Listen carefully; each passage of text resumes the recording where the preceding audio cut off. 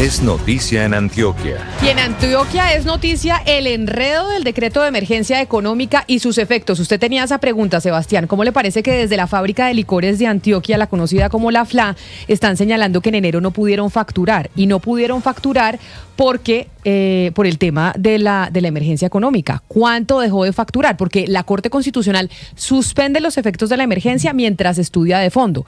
Pero esa emergencia estuvo vigente todo enero antes de que la Corte se pronunciara. A mí lo que me parece caminar un chicharrón es contablemente esto para las empresas. Muy difícil. ¿Qué impuestos van a la nación? ¿Cuáles no? ¿Durante cuánto tiempo? Suelen estar bien enredados con eso. Pues están enredados en la FLA, en la licorera de Antioquia, y nos atiende Esteban Ramos, gerente de la fábrica de licores de ese departamento. Gerente Ramos, bienvenido. Gracias por estar con nosotros en Blue Radio. No, Camila, gracias a usted por la invitación. Cordial saludo a todos los oyentes y quien nos ven aquí en Blue Radio. Bueno, ¿cuánto dejó de recibir la FLA en enero por cuenta de esa emergencia económica? ¿O qué es lo que está pasando con la contabilidad de ustedes mientras la emergencia económica que aumentaba el impuesto a los licores nacionales en el país sí estaba en vigencia? Bueno, fue un mes muy complejo, obviamente, para todas las industrias licoreras en Colombia. En el caso de la fábrica, nosotros obviamente somos líderes actual del mercado en Colombia con más del 52% de la venta de aguardiente. ¿Por qué complejo, Camila? Porque empezó el decreto a regir desde el 1 de diciembre, puntualmente el IVA para nuestros productos que pasó del 5 al 19%, un 15% más, de manera que eso obviamente se tradujo en un incremento muy seguramente para el consumidor final de ese valor, de un 15% en promedio. Pero igualmente, digamos, lo más importante era el rubro del impuesto al consumo, porque eso aumentaba el impuesto sustancialmente, casi en un 110%, en dos rubros que se llaman el ad valorem y el específico. Eso es un poco más complejo de explicar, pero el hecho es que en total el impuesto que la fábrica debería pagar por una botella de aguardiente antioqueño de 750 mililitros eran aproximadamente 17.000 pesos más. Es decir, pasamos de 17 a 34.000 pesos solo de impuestos. ¿Qué pasó? El fenómeno, ¿qué pasó? Nosotros debíamos vender para enero 3.700.000 botellas en nuestros productos aguardiente y ron. No facturamos nada. Y voy a explicar por qué, Sebastián, y por qué, Camila. Porque los distribuidores nuestros en todo el país ya habían comprado un inventario el 31 de diciembre a un valor, obviamente, menor, porque para la fecha no se había, el gobierno no había, digamos que eso el decreto. Eso fue en los últimos 2 días, de manera que la fábrica ya había cerrado la facturación y pues ningún distribuidor se iba a atrever a comprar, digamos que inicialmente 15% más caro, pero más de eso, el impuesto al consumo que lo que haría era casi subir hasta el 50% de los productos. Además de eso, Camila, es muy importante decir que, digamos que la Corte Constitucional ya habían presentado muchos ciudadanos una demanda y una posible suspensión, de manera que ya había inclusive sobre la mesa una posible suspensión, de manera que los distribuidores no iban a comprar ni 15% más caro, ni nosotros íbamos a aumentar hasta un 50% el valor del producto. Gerente, de manera que sí, complejo, un primer mes muy no, sin duda que es muy enredado y complejo, pero digamos, me pongo en los zapatos del gobierno, diría, y pues legítimamente, oiga, esto estuvo vigente unos días, tenemos derecho a cobrar los días que estuvieron vigentes. No sé si están teniendo eso en cuenta o si ustedes tendrán que pagar unos días los que mientras el decreto pues tenía vida. Sebastián, nosotros a los distribuidores no le facturamos nada, de manera que no hubo IVA del 5 al 19 y por ende tampoco hubo impuesto al consumo. Eso significó un impacto económico, voy a decirlo claramente. Solamente en IVA dejamos de transferir a la nación 1.000 millones de pesos de IVA.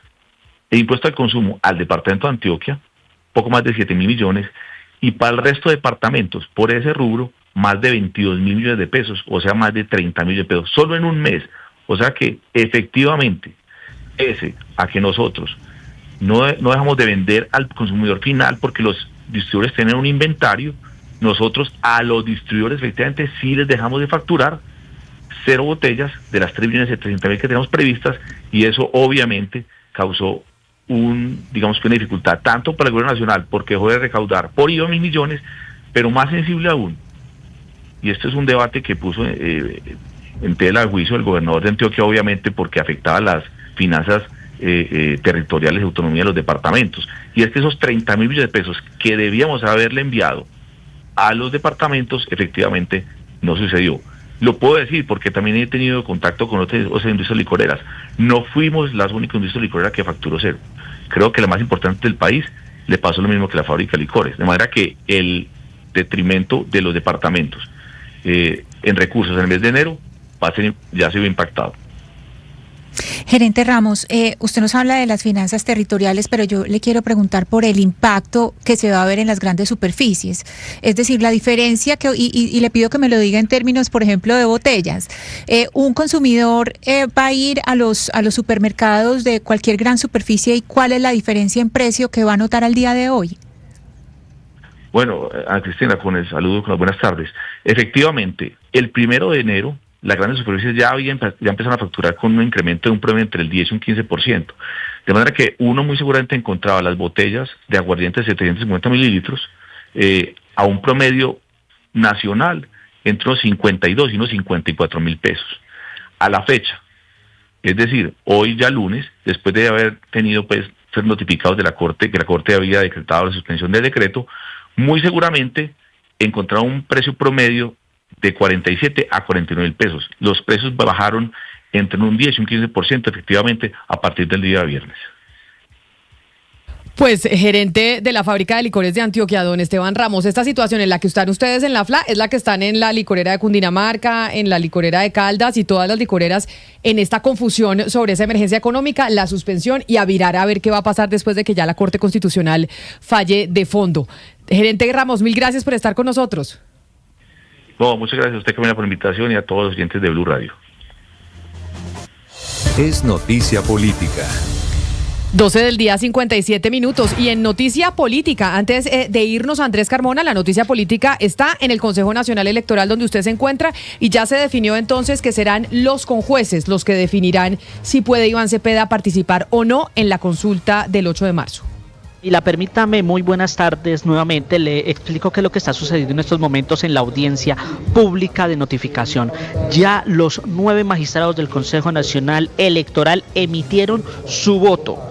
En este caso se dieron 5 salvamentos de voto, es decir, 5 votos en contra de la ponencia, una aclaración de voto, que es el del magistrado Altus Vaquero, es decir, está a favor de la ponencia pero quiere hacer unas claridades, y 3 votos en firme, que son los de Álvaro Echeverri, Fabiola Márquez y Álvaro Lucía Velázquez. Como la votación fue 5-4, ahora se procede a la elección de los 2 conjueces a través de sorteo, y en estos momentos el delegado de la Procuraduría del Ministerio Público es quien está haciendo precisamente, va a hacer el sorteo, va a sacar las balotas donde se van a designar los 2 nombres o 3 nombres, dependiendo del suplente, quienes van a ser las personas que van a estudiar esta ponencia y van a decidir de fondo, van a ser el voto definitivo para el caso de Iván Cepeda Castro.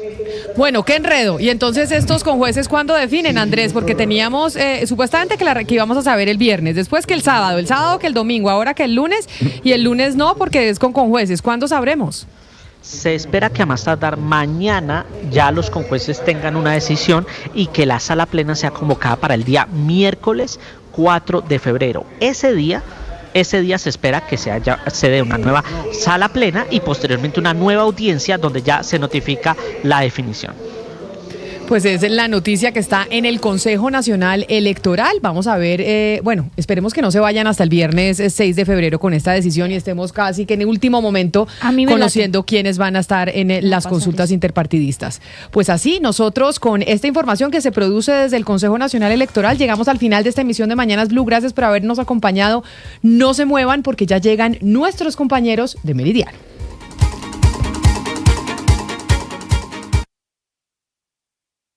Blue Radio.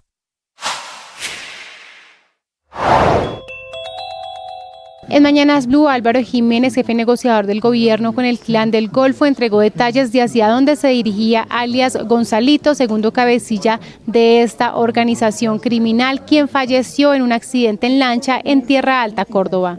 La información que tenemos es que se estaba moviendo hacia la región en donde está planteado desarrollar una SUT, que es el municipio de Tierra Alta. Es decir, ¿él iba a concentrarse en esa SUT? Estaba en procedimiento de ese proceso que está contemplado hacia el mes de marzo.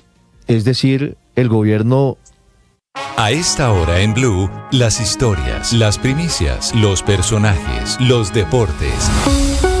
Inicia la tarde con Meridiano.